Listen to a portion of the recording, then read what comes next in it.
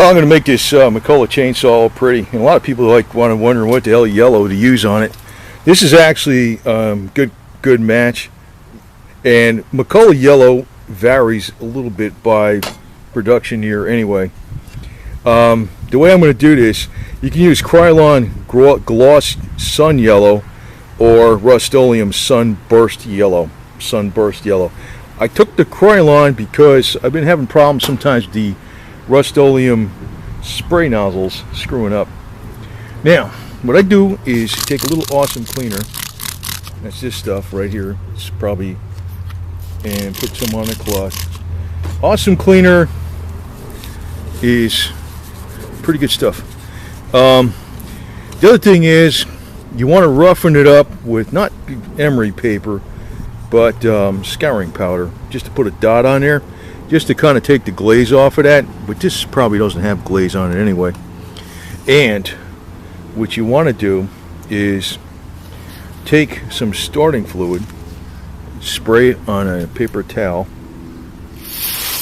The awesome cleaner actually pretty much gets it chemically clean. You'd be surprised. But if you go over it with the starting fluid, after that, it is chemically clean. And what I'm going to do is I'm going to use Rustoleum Rust Reformer, even though I know it's a magnesium case. Spray a little bit in the cap and use a Q-tip as a touch-up thing around here and touch it up. Now, here's a trick, another trick. If you want to make this Krylon or Rustoleum stick on there better, I know you can bake it in an oven. I'm not going to bake this in an oven because it's got plastic parts. But the next best thing of baking in the oven is let it sit out in the sun for a couple hours, man. That will bake that paint on there. And after I'm going to do is I'm going to touch it up with the Q-tip with this, then touch it up the Q-tip with that, and give it a light coat of yellow, then a clear coat. Just a light coat so it blends in, you know. It's kind of like an automotive trick. So we'll see how this comes out. And you see I took the Q-tip, just dunked it in there, sprayed some of that in there, and just to, you know, just so it's got something else to stick to. You know, paint does stick to metal more or less, small areas, but it's always good to have a little primer.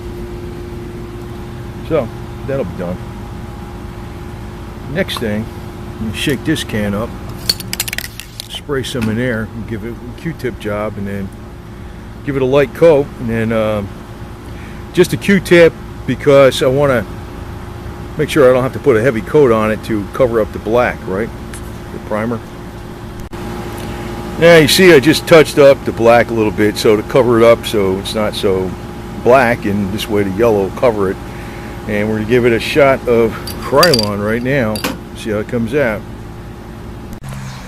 Actually, that does look good.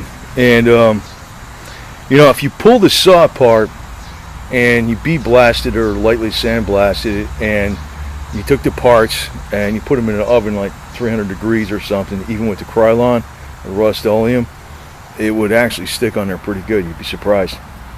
And so that's not bad. What I'm going to do too is on the sticker down here where it's kind of peeling a little bit, where it says McCulloch 610, I'm going to got some of this JB Weld plastic bonder, and I'm going to glue that sticker back and clear coat it. It's like stupid, man. Who the hell needs all this shit? But anyway, and we'll give it a quick coat of clear too. What the hell? Well, that doesn't look too bad. As long as you break the sheen off of whatever's on here, because spray paint will go over factory baked on enamel. Okay, doesn't go over regular freaking enamel sometimes. Well, enamel goes over enamel, but factory colors usually does. As long as you break the sheen, you could do it with a little bit of Comet. This stuff really does get it chemically clean. It's awesome detergent. Then go over it finally with some freaking starting fluid. That's a dirt cheap way of doing it, man. So anyway, that's not bad. It's a good match. You can see that's the color I didn't paint. There's the color I painted, right? That ain't bad. That ain't bad.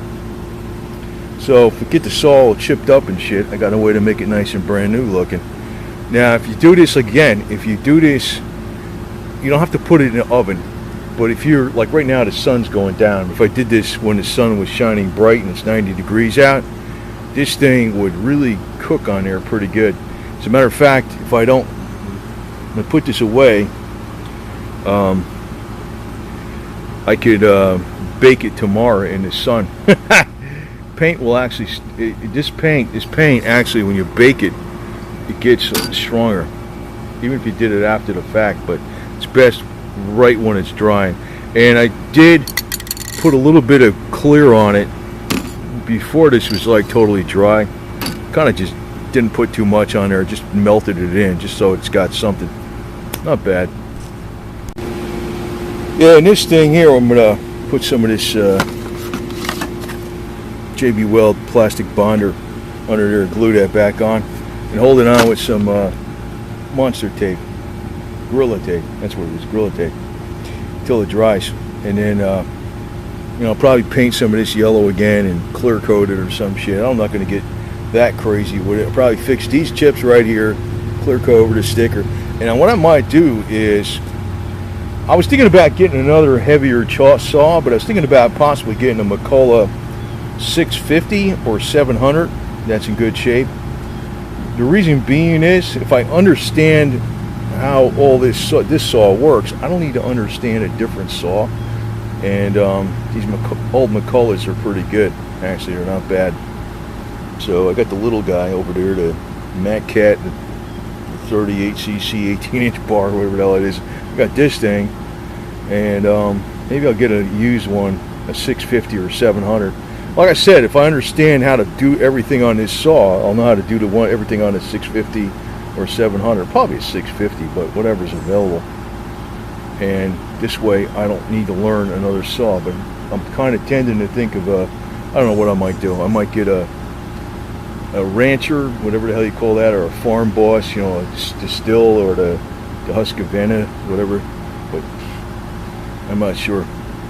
But I'm a little leery about getting the new ones with these electronic carburetors.